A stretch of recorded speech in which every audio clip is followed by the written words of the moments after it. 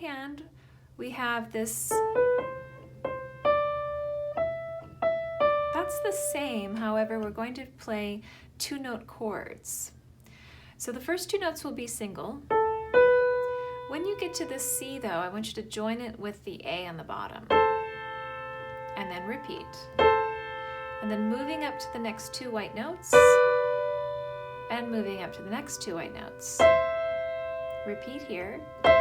And coming back down. All right, let's try that again. Sentence 2B, right hand.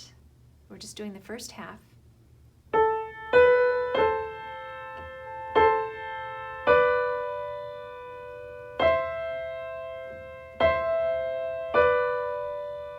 Okay, now moving on to the next part of sentence 2B.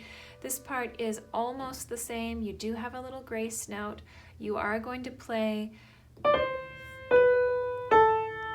but you won't repeat it. You'll finish instead with 2, 3, 2, 1, 1. So let's try that. Starting with the grace note.